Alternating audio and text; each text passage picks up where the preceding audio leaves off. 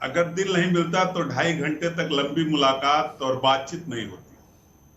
और देखिए, जब जब जरूरत पड़ी है तो आदरणीय अखिलेश यादव जी आजम खां के बगल में खड़े नजर आए और लगातार इस बात को कहते रहे हैं कि समाजवादी पार्टी आजम साहब के साथ कल भी खड़ी थी, आज भी खड़ी, आने वाले दिन में भी खड़ी। हम उनकी लड़ाई को कानूनी रूप से लड़ने का काम भी करेंगे। उसमें जो मदद पार्टी कर सकती है, जो हम सहयोग कर सकते हैं, वो उनका सहयोग करेंगे और कानून की लड़ाई कानून से लड़ने का काम करेंगे। और वो लड़ाई में आजम साहब लगातार जीतते आए हैं। सभी मुकदमों में आजम साहब को बेल मिलती रही है। उत्तर प्रदेश सरकार को कई बार फटकार लगाया। पांडे जी, आप थोड़ा देर से जुड़े, मैं आपको इंटरप्ट नहीं करना चाहता था, लेकिन आपने सही कहा। आपने कहा कि आजम खान साहब कहते हैं कि वो समाजवादी पार्टी के साथ हमेशा खड़े रहे, लेकिन साथ ही साथ वो ये भी कहते हैं कि समाजवादी पार्टी उनके साथ इस तरीके से नहीं खड़ी रही जैसे खड़ी होनी चाहिए थी। और उसी का प्रमाण तब भी देखने को मिला जब रविदास मेहरोत्रा सीतापुर गए, उनसे मुलाकात करने के लिए, उन्होंने मुलाकात से मना कर दिया। चाचा शिवपाल यादव से मुलाकात की उन्होंने, लेकिन समाजवादी पार्टी का जो प्रतिनिधिमंडल गया था उससे मुलाकात नहीं की। अमित जी, मैं आपको स्पष्ट कर दूं, रविदास मल्होत्रा से मिलना न मिलना आजम साहब का मामला है। आजम साहब ने ये कई बार कहा, इसको आपने नहीं सुना, कि जेल में बड़ी बंदिशें थी, पाबंदी थी, सरकार तय करती थी किससे मिलना किससे नहीं मिलना है, और जिससे मिलना चाहते थे तमाम ऐसे लोगों से भी नहीं मिलने दिया जाता था। तमाम पुलिस के लोगों ने कहा कि बच कर रहिएगा, भूमाफिया आपका इनकाउंटर हो सकता है। ये बात आपको सुनाई नहीं दिया? ये बात भी आजम साहब ने कहा। और लगातार आजम साहब ने कहा कि मैं समाजवादी पार्टी में था, हूं, रहूंगा। लगातार इसको कहते आ रहे हैं। और समाजवादी पार्टी के राष्ट्रीय अध्यक्ष ठीक है प्रशांत उमराव, कीर्तिनिधि पांडे जी लकीर जितनी सीधी होने की बात कर रहे हैं, क्या वाकई में इतनी सीधी है क्या? वो ये कह रहे हैं कि किससे मिलना है किससे नहीं मिलना है ये सरकार, ये प्रशासन तय करता था। आप लोगों ने शिवपाल यादव से तो मुलाकात होने दी, लेकिन अखिलेश यादव मिलने जाना चाहते थे, आपने मिलने नहीं दिया क्या उनको? देखिए, कीर्तिनिधि जी अगर जेल मैनुअल समझते होंगे तो जो कैदी होता है उस पर डिपेंड करता है कि किससे वो मिल सकता है। बिना उसकी परमिशन के सरकार या जेल प्रशासन कैसे किसी को अंदर भेज सकता है? निश्चित तौर पर अगर रविदास मल्होत्रा जी गए होंगे, आजम खान जी ने मना कर दिया होगा कि नहीं मिलना चाहते हैं। उसके बाद जब शिवपाल जी गए और भी कुछ लोग गए, उनसे मिले तो उनकी इच्छा थी कि कोई ऐसा कोई बहुत बड़ा अपराध तो उनका ऐसा कोई था नहीं कि उनको कभी कोई कन्विक्टेड तो है नहीं, अभी तो ट्रायल चल रहा है, तो कोई मिल सकता है। उसमें कोई सरकार का रोल नहीं होता है। और अखिलेश जी एक बार गए तो होते वहां पर जेल में, अखिलेश जी तो जाने का प्रयास भी नहीं किया, मिलने का भी प्रयास नहीं किया। अगर अखिलेश जी वहां गए होते फिर अगर ना मिलने दिया जाता तो फिर कारण गिनाए जाते। तब ये तो खैर बहाने खोजे जा रहे हैं ना। वो जेल से छूटने के बाद भी उनसे रामपुर मिलने नहीं गए, लखनऊ में मिलने नहीं गए। अब जाके अब रामपुर सीट के बाई इलेक्शन की जब बात आ रही तब उनको मजबूरी में मिलना पड़ रहा है, कैंडिडेट डिसाइड करना है। और जिस तरीके से एक्सप्रेशन आ रहे हैं दोनों के चेहरों से, स्पष्ट दिख रहा है कि तनाव है दोनों तरफ अभी भी। ठीक है पांडे जी, आप इस पर भी जवाब दीजिएगा और साथ ही साथ इस सवाल पर भी, क्या उपचुनाव में कौन सा चेहरा उतारा जाए, इस मुलाकात के मायने यही थे, इस चर्चा का मुद्दा यही था, या सिर्फ वहां पर हालचाल जानना था? कई मसलों पे राजनीतिक, जब दो राजनीतिक व्यक्ति मिलते हैं तो राजनीतिक चर्चाएं होती है, इसमें कोई विपट नहीं। और जो बात उमराव जी कह रहे थे अमित जी, सरकार भी कभी कभी तय करती है कि जो जेल में बंद कैदी उससे कौन मिलेगा। कैदी तो तय करता है, लेकिन सरकार भी तय करती है।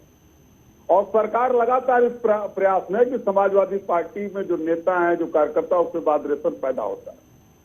और हमारे नेता अखिलेश यादव जी लगातार इस बात को कहते रहे, कई बार कई मौकों पर कहा, चुनाव में भी कहा, चुनाव के बाद भी कहे कि अखिलेश यादव पूरी समाजवादी पार्टी आजम साहब के साथ खड़ी है। और मैं कह रहा हूं कि रामपुर हो, आजमगढ़ हो, दोनों जगह का उपचुनाव होना है। 6 जून को अंतिम तारीख है, उसके पहले दोनों जगह कैंडिडेट्स घोषित होंगे। हाँ, ये भी तय है कि बिना आजम साहब की अनुमति से, आजम साहब की सहमति से, आजम साहब से बातचीत करके रामपुर उम्मीदवार घोषित। ठीक है, वो बात कहते तो रहे कि समाजवादी पार्टी उनके साथ खड़ी है, लेकिन करते दिखे नहीं। तभी आजम खां के मीडिया सलाहकार को, मीडिया एडवाइजर को प्रेस कॉन्फ्रेंस करके कहना पड़ गया कि आजम साहब ने जितना समाजवादी पार्टी के लिए किया उतना उनके साथ हुआ नहीं, रिटर्न में उनको मिला नहीं। एक बार मैं आपके पास आऊंगा, यहाँ पर आलोक वत्स जी, सवाल ही खड़ा हो रहा है कि अगर वहां से अब्दुल्ला आजम की पत्नी को समाजवादी पार्टी चुनावी मैदान में उतार देती है और बीजेपी की तरफ से चर्चा इस बात को लेकर चल रही है कि मुख्तार अब्बास नकवी को चुनावी मैदान में उतारा जाए, चूंकि रामपुर से वो आते हैं, तो मुकाबले को किस तरीके से आप देख पा रहे हैं? देखिए, हाँ, संघर्ष कड़ा होगा, इसमें कोई दो मत नहीं है। लेकिन अभी जिस तरीके से योगी जी के प्रति लोगों का विश्वास जगा है और जिस तरीके से प्रचंड बहुमत देकर वहां पर लोगों ने सरकार की स्थापना की है, तो मुझे लगता है कि वहां से जो भी बीजेपी का प्रत्याशी होगा वो सपा के प्रत्याशी को एक कड़ी टक्कर जरूर देगा। जीत हार तो ऊपर वाले के ऊपर भी निर्भर करता है, लेकिन इस बार वॉकओवर नहीं होगा, ये निश्चित है। कड़ी टक्कर होगी और परिणाम किसी भी तरफ जा सकता है। ये जो था ना पहले की आजम खान का फियफदम है, वो किसको खड़ा कर देंगे, प्रशांत उमराव, ऐसी कोई बात नहीं। क्लोजिंग कमेंट आपकी तरफ से, क्या मुकाबला अब्दुल्ला आजम की पत्नी वर्सेस मुख्तार अब्बास नकवी होने जा रहा है? देखिए, अभी तक तो दोनों तरफ से कोई उम्मीदवार घोषित नहीं हुआ है। जो उम्मीदवार, अब समाजवादी पार्टी कौन घोषित करेगी उनका मामला है। हमारी पार्टी का भी इस तरह कोई निर्णय आया नहीं, मेरी जानकारी में तो अभी कोई निर्णय है नहीं कि कौन व्यक्ति चुनाव लड़ेगा। और जैसे चुनाव, अगर जब एक बार कैंडिडेट घोषित हो जाएगा उस बारे में बात करेंगे, कौन जीतेगा, कौन कैसे टक्कर होगी। पवन, जल्दी से इस पर आपका रिएक्शन।